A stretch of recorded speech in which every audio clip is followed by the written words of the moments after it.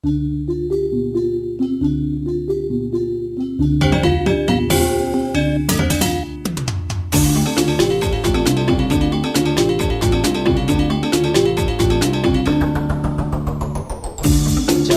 baire, jaga hatuene, mangga entek, stata ajak, mok sata, jaga kita, jaga baline.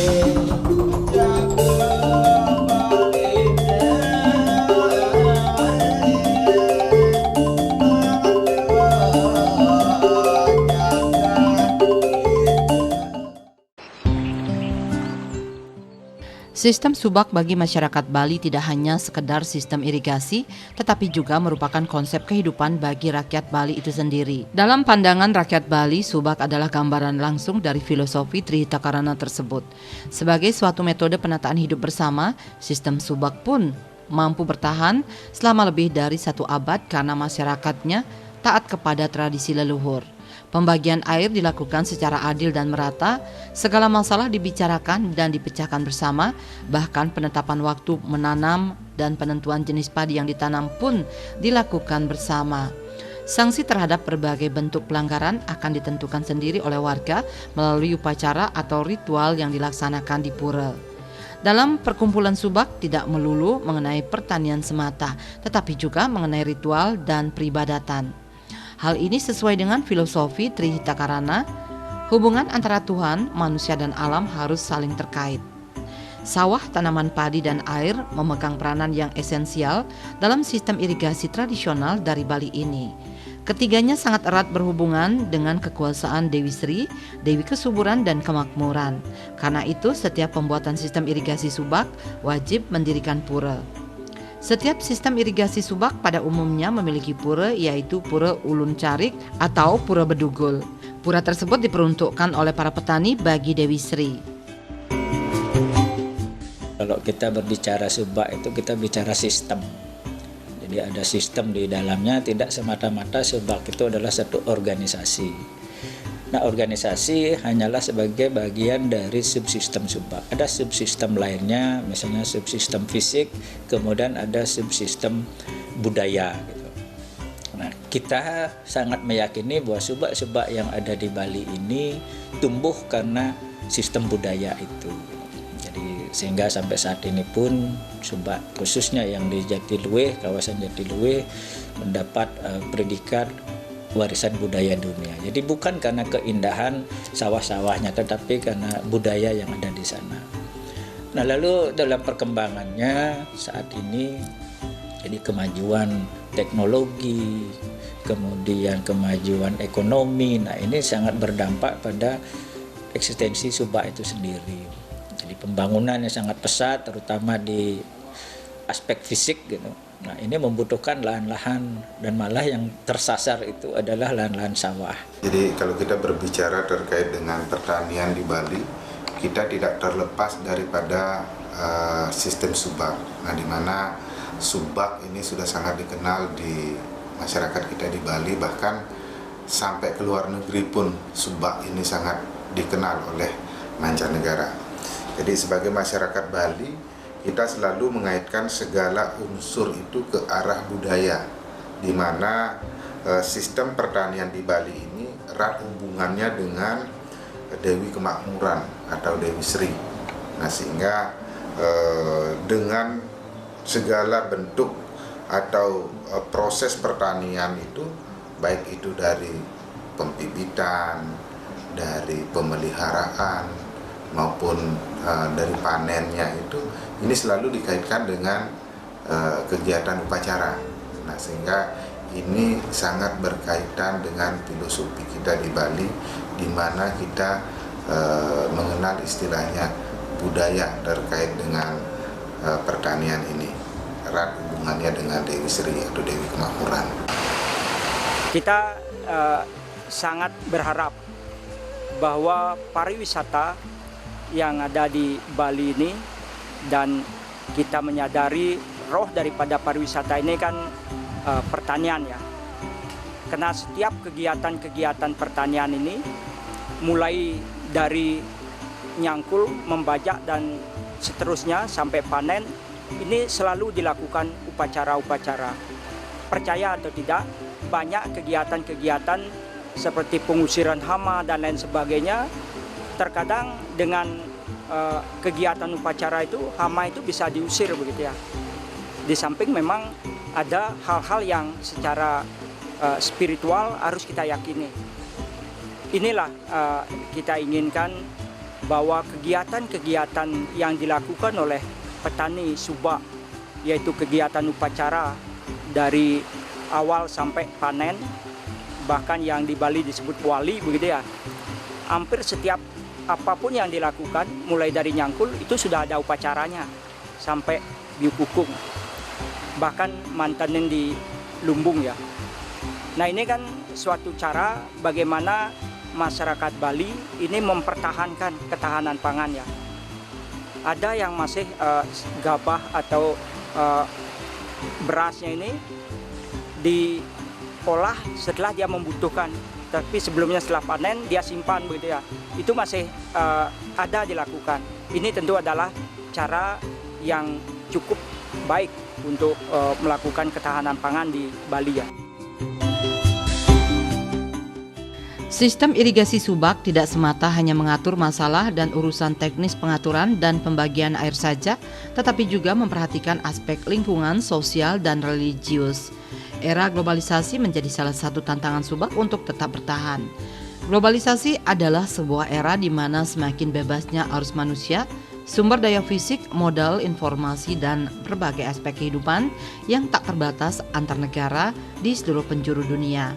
Di sisi lain, kegiatan pariwisata, revolusi hijau, dan perkembangan bioteknologi, serta industri digital yang merupakan hasil dari era globalisasi. Hal tersebut menjadi aspek penting dari proses globalisasi yang sudah dipastikan akan membawa dampak pada sektor pertanian di Bali yang tak lain adalah sistem Subak itu sendiri. Harmonisasi kehidupan seperti inilah yang menjadi kunci utama lestarinya Subak di Pulau Dewata, sehingga ini juga yang menyebabkan sistem Subak itu penting keberadaannya.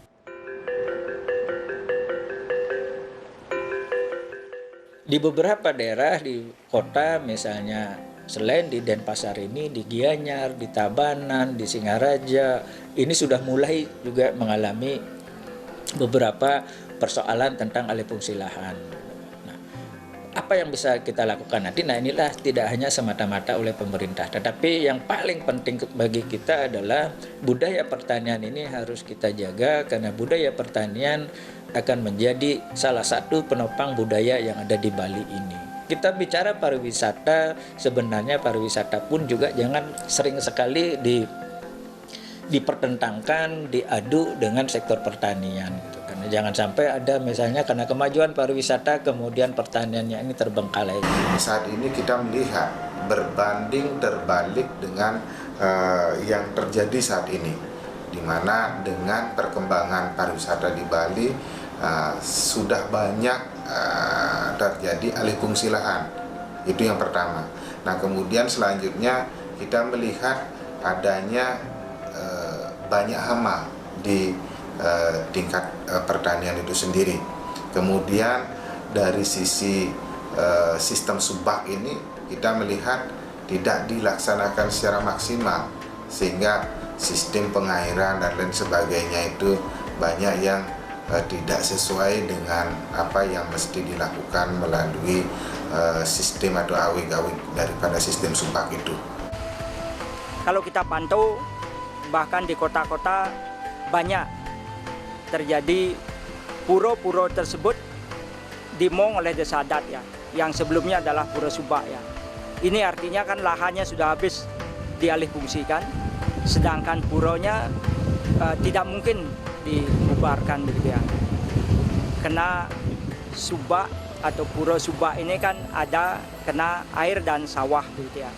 Tetapi sawah dan airnya sudah tidak dimanfaatkan, tentu puronya masih ada ya. Inilah salah satu contoh yang mengakibatkan rasa terancam bagi Subak di Bali ya.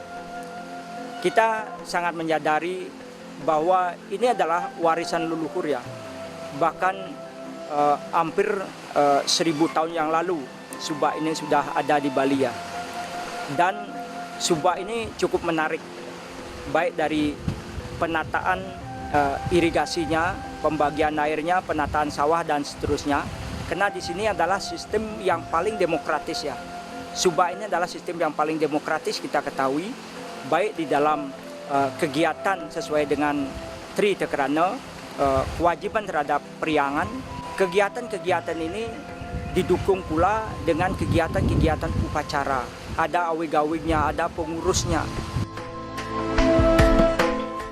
Subak sebagai pengairan sawah diatur agar terwujud keadilan bagi sesama anggotanya. Dampak dari adanya globalisasi menjadi tantangan bahkan ancaman tersendiri bagi eksistensi keberlangsungan Subak. Salah satunya adalah dampak dari sektor pariwisata yang walaupun membawa sisi positif bagi perekonomian di Bali, tetapi juga sebagai pemicu terbesar migrasi dan urbanisasi yang berdampak pada alih fungsi lahan sawah. Faktor lain yakni menurunnya minat generasi muda untuk menjadi petani. Mereka cenderung ingin mencari pekerjaan yang menjanjikan dengan pendapatan lebih besar. Untuk menjaga keberlanjutan Subak tentu merupakan suatu keharusan dalam pembangunan sektor pertanian dan kebudayaan di Bali. Sebab pada dasarnya keadaan sektor pertanian di daerah ini telah berada pada kondisi yang lemah sekaligus terpinggirkan. Karena itu sektor yang lemah ini mesti diberikan proteksi dan subsidi agar tetap eksis dalam menjalankan peranannya serta agar tidak hancur dilindas arus globalisasi.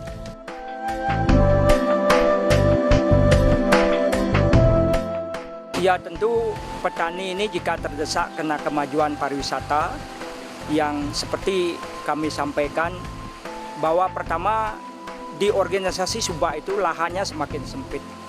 Kalau lahan semakin sempit, sebagian sudah menjual lahannya, maka tanggung jawab daripada Subak ini kan dipikul oleh yang masih berorganisasi ya.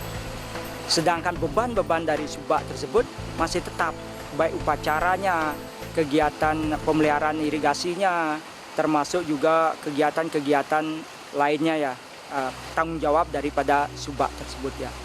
Nah sekarang dengan ada perlindungan terhadap sawah basah ya, termasuk yang dilakukan dengan perda-perda ini, tentu kita berharap bahwa ini mampu mengerem daripada alih fungsi lahan ya.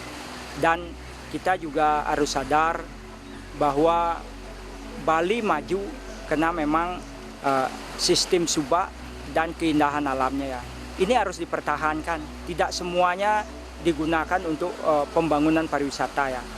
Kalau tidak ada yang bertahan, maka apa yang dilihat di Bali dari tamu mancanegara ini akan semakin berkurang ya daya tariknya ya. Inilah pentingnya kita berharap kepada generasi muda kita tetap menyayangi alam. Yang kedua, tetap juga mempertahankan Subak, karena Subak ini mampu memberikan daya tarik tersendiri bagi Bali, karena di sana ada keindahan alam yang diciptakan, udah itu ada nilai-nilai budaya yang bisa dipertahankan, yang selanjutnya tentu kepentingan daripada ketahanan pangan dari masyarakat Bali itu sendiri ya. Berbicara tentang lumbung beras, tidak terlepas daripada Kabupaten Tabanan. Tetapi kita sebagai warga masyarakat, kita sebagai pihak pemerintah tidak bisa hanya mengandalkan Kabupaten Tabanan sebagai penghasil beras. Nah, harapan kami semua daerah yang masih memiliki lahan pertanian ini mestinya juga harus berkontribusi bagaimana kita berbicara terkait dengan ketahanan pangan di Bali. Karena jika kita berbicara tentang ketahanan pangan ini tidak terlepas daripada peran serta daripada seluruh daerah yang masih memiliki lahan pertanian. Cuma bagaimana lahan pertanian itu bisa dikelola secara maksimal. Kembali lagi kita berbicara terkait dengan sistem Subak. Harapannya agar sistem Subak ini selalu dilakukan sehingga sistem pengairan tersebut bisa terukur, teratur, sehingga berdampak ke depannya terhadap hasil daripada pertanian itu sendiri atau hasil panennya. harapan kami bisa dari pihak pemerintah daerah juga setempat bisa semakin meningkatkan perhatiannya terkait dengan sistem subak ini, agar pemerintah daerah memiliki semacam misi untuk mempertahankan budaya daripada sistem subak itu. UNESCO sendiri telah memasukkan sistem subak sebagai salah satu warisan budaya dunia. Di samping itu, sistem subak juga sudah diambang kepunahan. Kepunahan yang dimaksud yaitu semakin berkurangnya lahan pertanian akibat alih fungsi lahan menjadi lahan pariwisata. Dengan semakin berkurangnya lahan pertanian tersebut tentu menjadi ancaman bagi keberadaan sistem subak sebagai sebuah sistem pengairan lahan pertanian. Sementara itu, untuk memperkenalkan dan melestarikan subak yang merupakan warisan budaya leluhur, maka didirikanlah Museum Subak yang terletak di Kabupaten Tabanan. Museum ini bertujuan untuk memperkenalkan pada generasi muda ataupun wisatawan tentang sistem subak yang merupakan sistem irigasi tradisional yang dimiliki dan masih digunakan sampai sekarang oleh masyarakat petani di Pulau Dewata, Bali. Latar belakang UNESCO, sebuah komisi bidang pendidikan, keilmuan, dan kebudayaan Badan Perserikatan Bangsa-Bangsa PBB. Pada tanggal 29 Juni 2012 menetapkan subak sebagai warisan budaya dunia World Cultural Heritage yang harus dilindungi. PBB menilai bahwa subak yang lahir dari budaya masyarakat Bali yang berlandaskan konsep Trihita Karana memiliki nilai-nilai universal yang luar biasa. Kita semua meyakini bahwa Bali ini kan terkenal karena keindahan panorama alam ya, baik karena indahnya alam maupun adat budaya yang ada di Bali ya. Kita sangat mengakui bahwa keberadaan Bali ini tentu didukung oleh hal-hal yang bersifat tradisi kearifan lokal ya. Salah satu yang menjadi daya tarik tersendiri adalah subak ya, subak. Karena subak ini tidak hanya kita sendiri yang mengakui ini adalah cukup menarik, bahkan dunia pun ya. UNESCO kan sudah memberikan pelestarian berupa anugerah warisan budaya ya, warisan dunia ya. Nah ini tentu kita juga harus menyambut baik ya. Semua orang peduli terhadap subak ya, karena subak itu memiliki daya tarik tersendiri, baik budayamu maupun landscape daripada sawah itu ya. Ini tentu hal yang sangat kita banggakan. Namun di sisi lain, kemajuan pariwisata tentu bagaikan pedang bermata dua ya. Itu bisa positif, bisa negatif ya.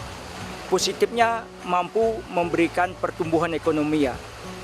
Tetapi negatifnya banyak lahan persawahan yang cukup diminati untuk dibangun hotel maupun villa ya. Dengan dibangunnya hotel dan villa, ini akan berdampak luas ya.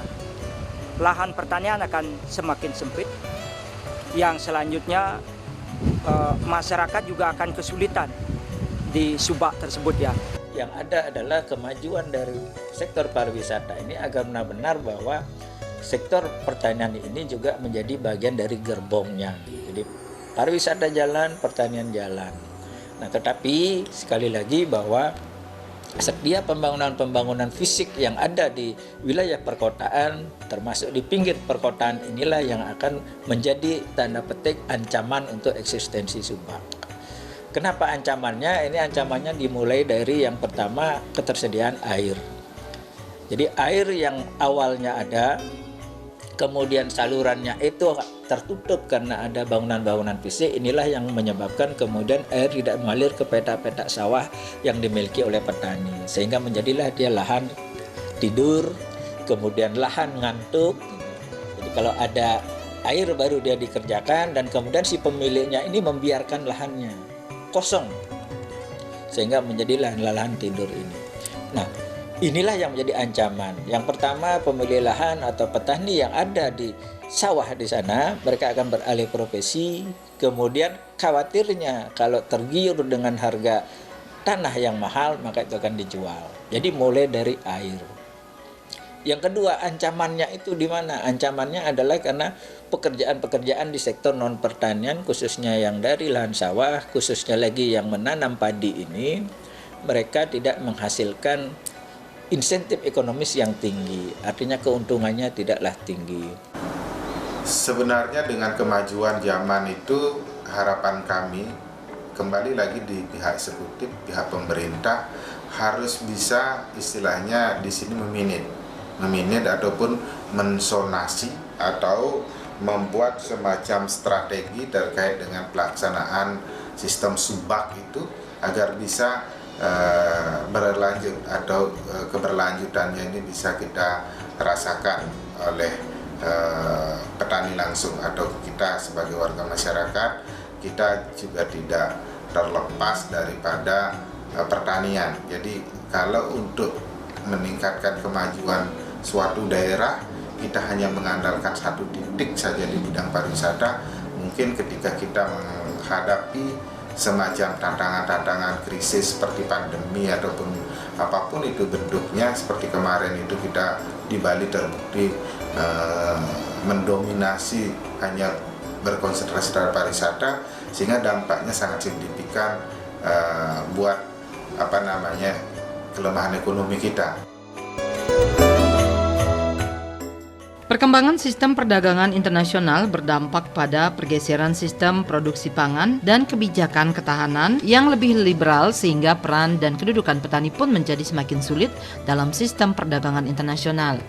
Perdagangan bebas yang berlaku sangat menarik jika dikaitkan dengan kondisi lokal Bali, khususnya sektor tradisional pertanian yaitu subak itu sendiri. Dari sistem perdagangan yang dikembangkan WTO ini jelas bahwa aspek penting dalam perdagangan bebas adalah kompetisi berdasarkan asas efisiensi. Kini yang menjadi pertanyaannya adalah, apakah pertanian Bali akan mampu bersaing dengan negara-negara maju ataupun perusahaan-perusahaan swasta agribisnis raksasa asing yang saat ini mempunyai tingkat efisiensi jauh di atas Bali, bahkan Indonesia. Begitu pula dengan kemajuan teknologi yang ada. Lalu, bagaimana keberlanjutan lembaga-lembaga tradisional dalam sektor pertanian yang dalam hal ini adalah subak di tengah-tengah derasnya arus globalisasi?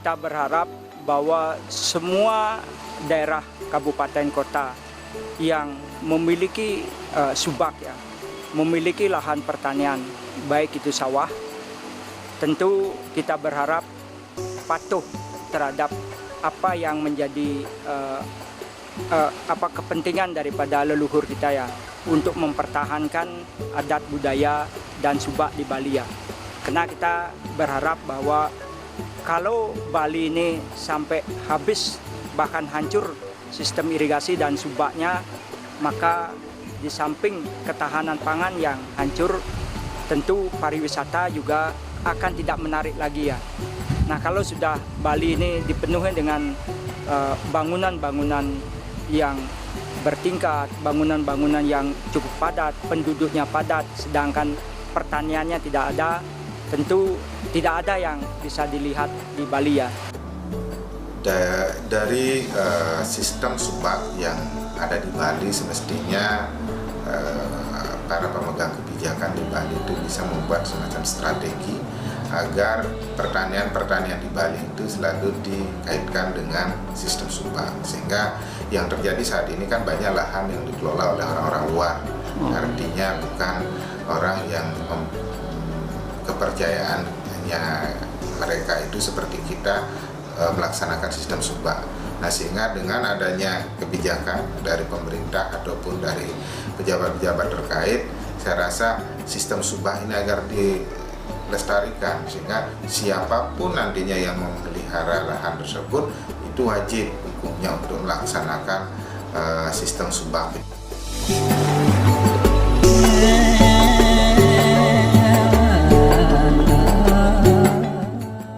Subak merupakan sistem yang terpadu, maka ketika sebagian lahan dijual, beban yang ditanggung oleh persawahan di sekitarnya akan meningkat.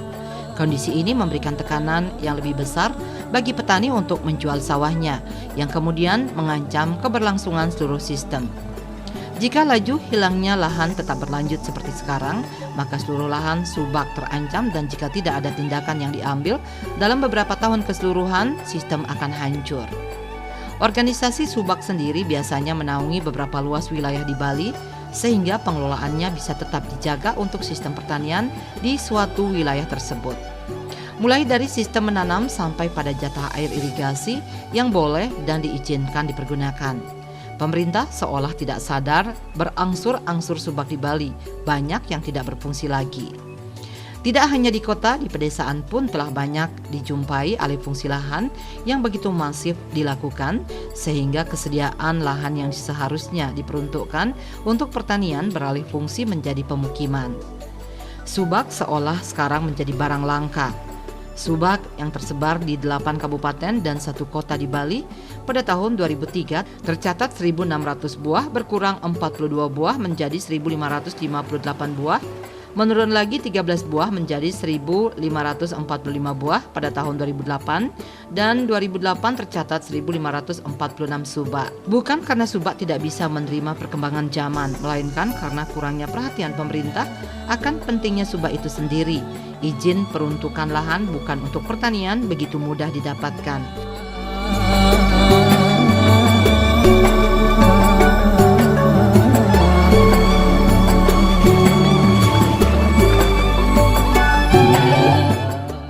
Ini subak ini sangat baik, bahkan sangat adil di dalam pengelolaan maupun di dalam pelaksanaan organisasi ini. Nah, sehingga sampai saat ini kan pemerintah tidak bisa ikut campur terhadap aturan-aturan subak, praram subak. Karena ini dia sudah memiliki praram tersendiri. Dia sudah bisa berjalan dengan baik. Nah, sehingga fungsi dari pemerintah ini adalah memberikan pembinaan melalui PHR yang sampai saat ini diberikan per subak ya. Namun demikian tentu dibandingkan dengan kegiatan dan aset subak ini, partisipasinya terhadap pembangunan pariwisata tentu masih jauh bantuan pemerintah ya. Belum lagi di kalangan subak ini akan terdesak dengan pembangunan villa hotel yang menyebabkan pajak bumi dan bangunan di sekitar tersebut juga menjadi mahal. Nah, kalau pajak bumi dan bangunan mahal, tentu masyarakat akan semakin susah. Hasil panennya sudah sedikit, biaya pemeliharaannya juga banyak, termasuk pajaknya juga tinggi. Nah, kalau ini tidak diatasi, maka sangat wajar masyarakat petani ini semakin sulit mempertahankan sawahnya ya. Belum lagi kita bicara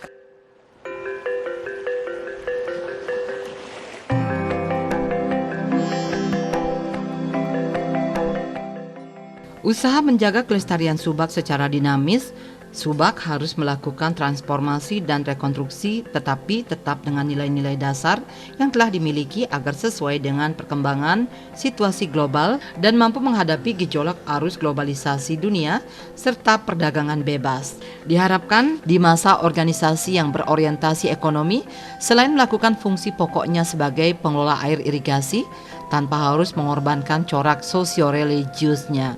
Sistem irigasi subak adalah wujud rasa gotong royong yang telah ada di Pulau Bali dan diturunkan oleh nenek moyang sampai sekarang. Dalam bidang pertanian, Bali tidak dapat terlepaskan dari subak. Subak telah memberikan kontribusi yang sangat besar terhadap citra Bali dengan identitasnya yang unik dan juga sebagai penyangga kebudayaan Bali. Bahkan budaya subak telah mendominasi kebudayaan Bali karena keunikannya.